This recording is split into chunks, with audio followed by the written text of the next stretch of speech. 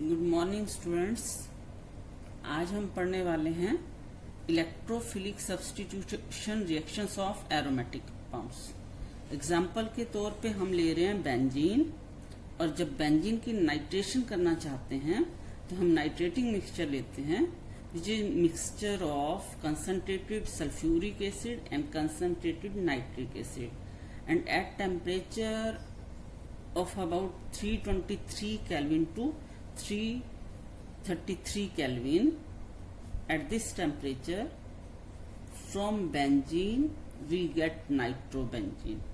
और हमारा आज की डेट में मेन मकसद है इसका मैकेनिज्म करना कि किस तरीके से नाइट्रेशन होती है, किस तरीके से इलेक्ट्रोफिलिक सब्स्टिट्यूशन रिएक्शंस होती हैं। सब्स्टिट्यूशन रिएक्शंस हैं, ये बात क्लियर है, और इलेक्ट्रोफिलिक सब्स्टिट्यूशन है means reaction substitution is initiated by an electrophile. अब इसमें कौन सा इलेक्ट्रोफाइल है और वो कैसे जनरेट होता है, तो हम बात कर रहे हैं कि सल्फ्यूरिक एसिड इस केस में हाइड्रोजन आयन रिलीज करता है एंड बाइसल्फेट आयन रिलीज करता है। यहाँ पे जो कंसंट्रेटेड नाइट्रिक एसिड है वो नाइट्रोनियम आयन जनरेट करता है।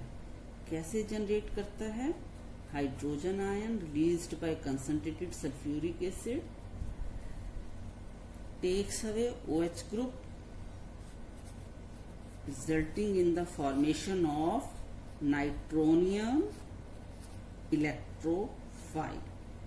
Now benzene ring acts as source of electron, क्योंकि ये सारा इलेक्ट्रॉन क्लाउड जो है it makes the benzene source of electrons. तो यहाँ पे जो इलेक्ट्रोफाइल है, electrophile means electron loving species, it attacks on the carbon of the benzene ring. तो यदि इस कार्बन पे हमारा इलेक्ट्रोफाइल अटैक करेगा तो होगा क्या? इट विल रिजल्ट, ध्यान से देखो, यहाँ पे हमारा नाइट्रो ग्रुप लगा तो यहाँ पे पॉजिटिव चार्ज जनरेट हुआ। First step in this mechanism, in electrophilic substitution reactions of aromatic compounds, first step is generation of electrophile. You can write here heading, first step is generation of electrophile.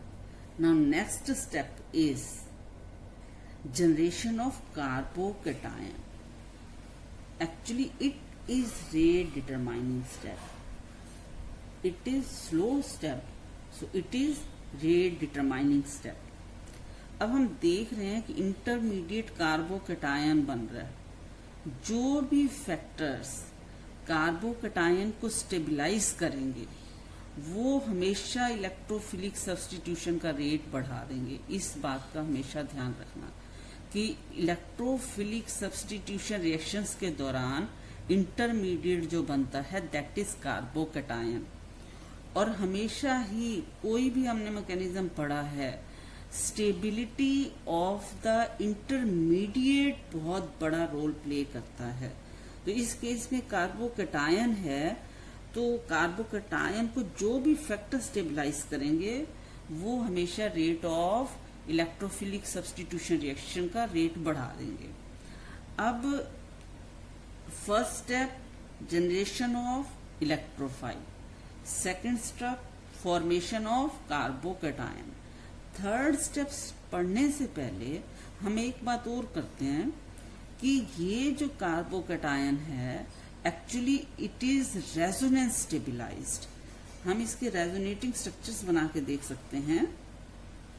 इसके resonating structure बनाओ, देखो तो हमारे पास कौन सा resonating structure बन रहा होगा? इस कार्बन पे नाइट्रो ग्रुप ने अटैक किया हुआ है, यहाँ पे इलेक्ट्रॉन शेयर हुआ और यहाँ पे पॉजिटिव चार्ज जनरेट हुआ. This is one resonating structure of carbocation formed. Now another resonating structure we can draw.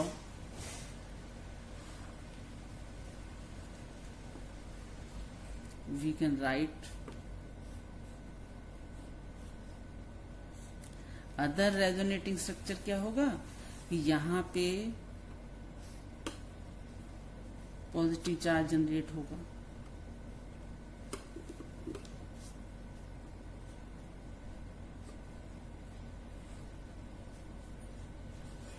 तो हमारा जो कार्बोकटायन है ये रेजोनेंस स्टेबिलाइज्ड है.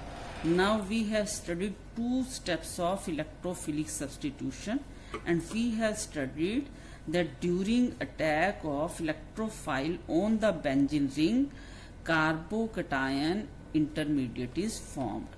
Now, what is the third step?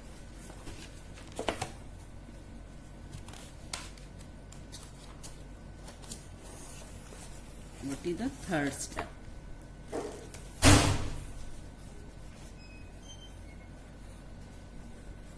Nitro group attacks on this carbon. This carbocation is formed. In the next step, bisulfate ion which was produced, it takes away hydrogen. Means removal of proton is the third step, resulting in the formation of the final product.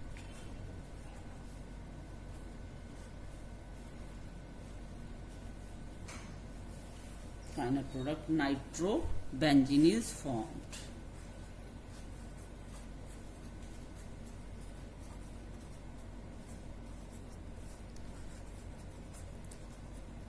अब हम पढ़ने वाले हैं directive influence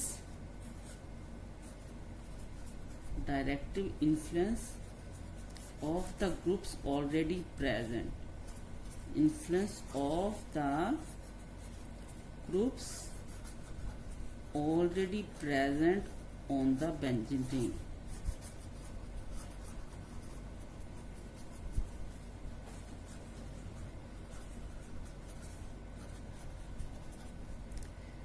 Any group which can donate electron to the benzene, we have studied that it always directs the new group to ortho or para position. CH3 group is electron releasing group due to its plus I effect.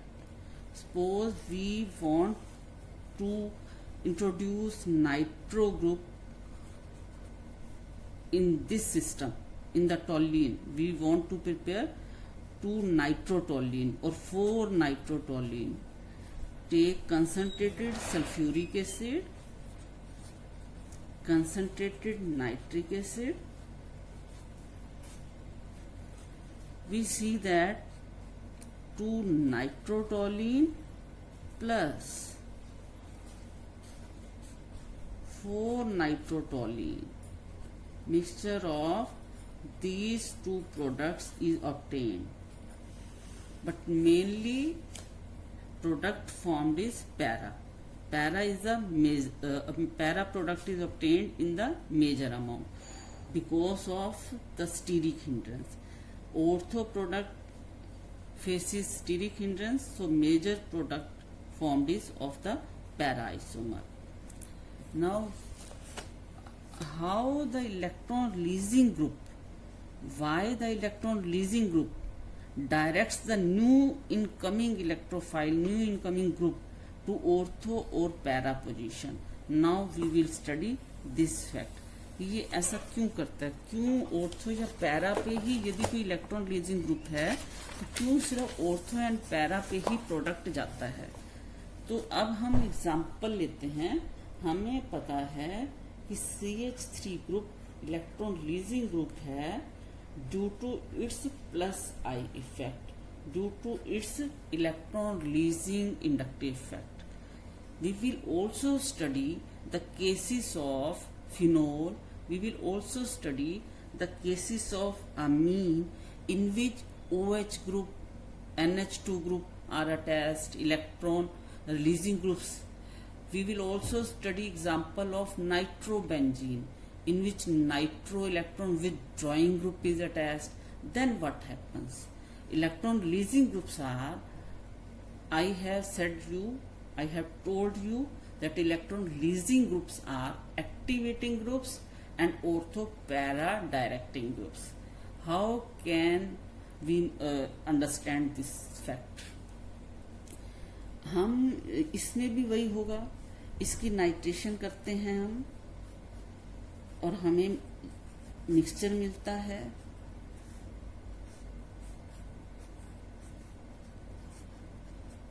ऑर्थोनाइट्रोटोलिन का plus पैरानाइट्रोटोलिन का.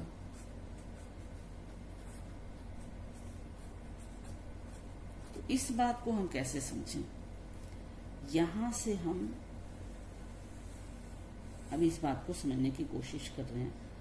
यदि already जो group है वो electron releasing group है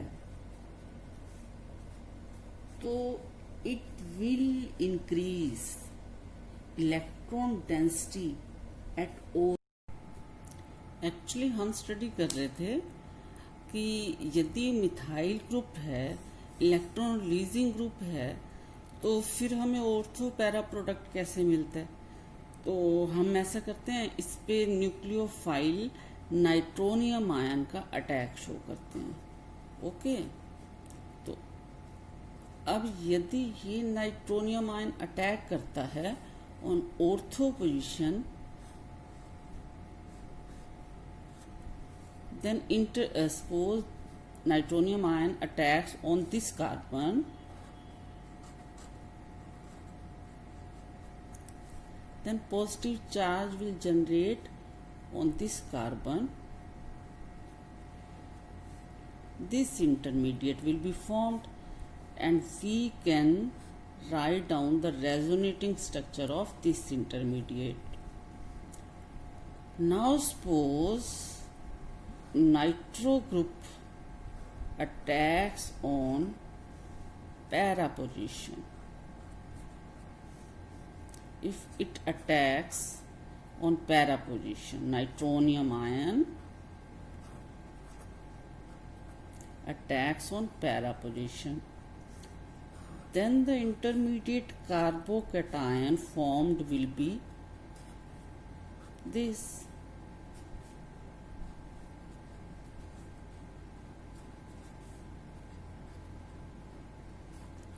We can further write down it's another resonating structure.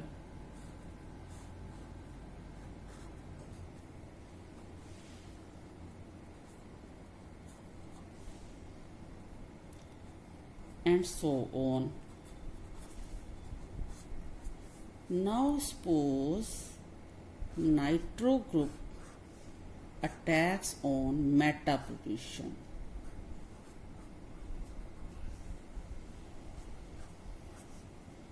Nitro group attacks on meta position, then positive charge will generate on this carbon.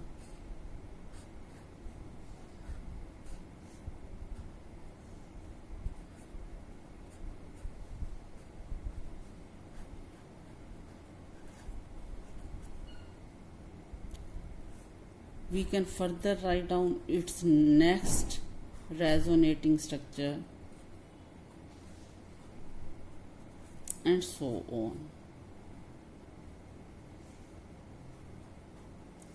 Now we can see the important structure this and important structure this and structure these. ये दोनों structures में क्या है? During ortho attack and during para attack resonating structure formed.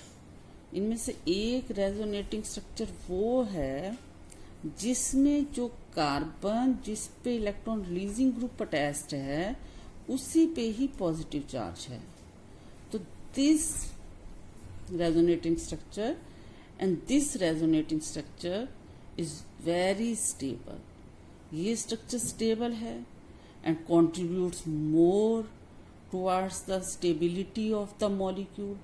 तो ये जो intermediates हैं ये ज़्यादा स्टेबल हैं और हमारा फिर फर्दर प्रोटॉन सब्स्टिट्यूशन, प्रोटॉन की एलिमिनेशन एंड फाइनल प्रोडक्ट हमारा जल्दी बन जाएगा।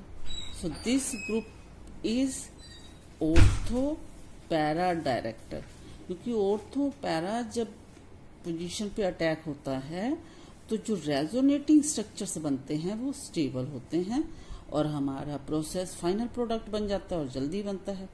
लेकिन during meta attack no such type of structure is formed. तो कोई ऐसा स्ट्रक्चर नहीं बना है। तो meta attack is not favoured if group already attached is having electron releasing inductive effect. इस केस में हमने क्या देखा कि मिथाइल ग्रुप का इंडक्टिव इफेक्ट है। अब हम ऐसा केस स्टडी करेंगे जिसमें कोई ग्रुप ऐसा अटैच्ड है जिसमें इंडक्टिव इफेक्ट भी है और रेजोनेंस इफेक्ट भी है। फॉर एग्जाम्पल हम स्टडी करेंगे कि suppose OH group is present. OH group is having -I effect and +R effect. Let us now study the next case. To study the directive influence of the group already present, we take the example of nitrobenzene. We will take the example of electron releasing group. For example, phenol. यदि हम इसकी substitution करते हैं, इसके case में हम bromination करते हैं या कोई भी मतलब कि इलेक्ट्रोफिलिक सब्स्टिट्यूशन करते हैं, तो जो इलेक्ट्रॉन हमें प्रोडक्ट मिलेगा उसमें इलेक्ट्रॉन या ऑर्थो पोजीशन पे होगा या पैरा पोजीशन पे होगा।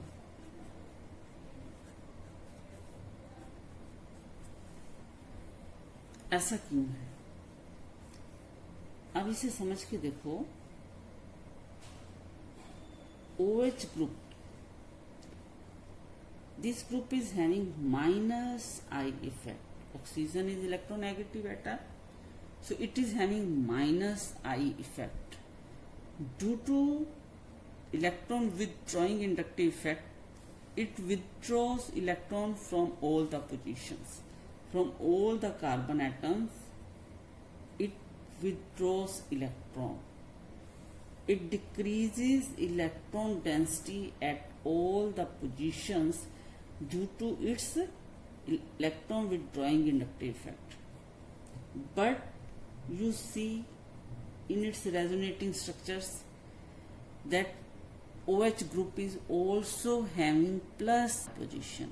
ये बात हमेशा याद रखनी है कि जो रेजोनेंस इफेक्ट है it mainly works at ortho and para positions and inductive effect her position पे वर्क करता है।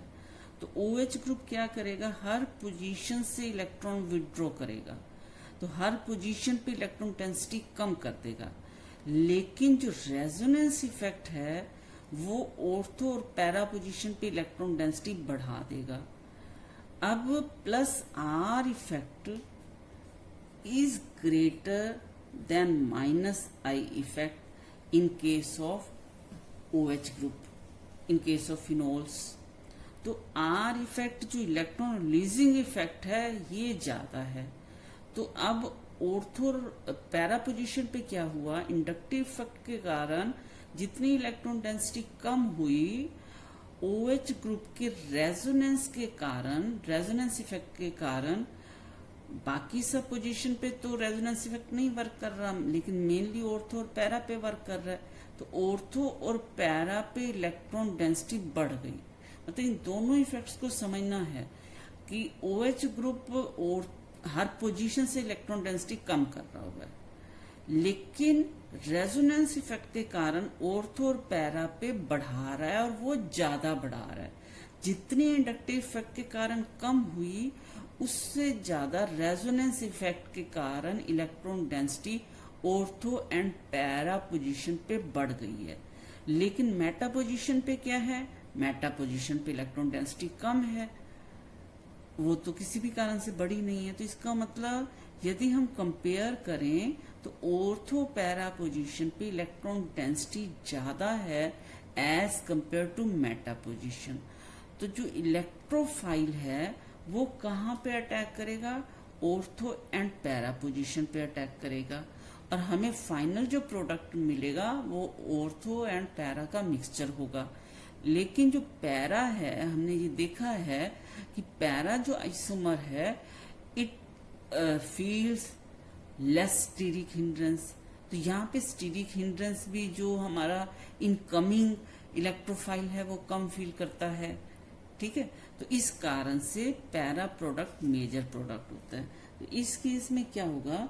जो इलेक्ट्रोफाइल है वो अटैक करेगा ऑर्थो पे या पैरा पे।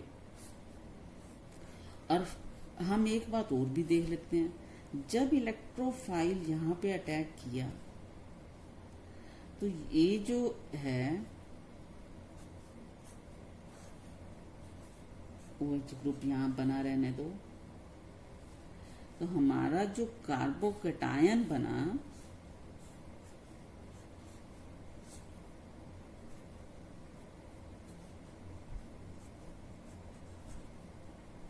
कार्बोकैटायन बनेगा वो ज्यादा स्टेबल होगा। और फिर नेक्स्ट स्टेप में क्या होता है? Removal of proton, and finally we get mixture of ortho and para product.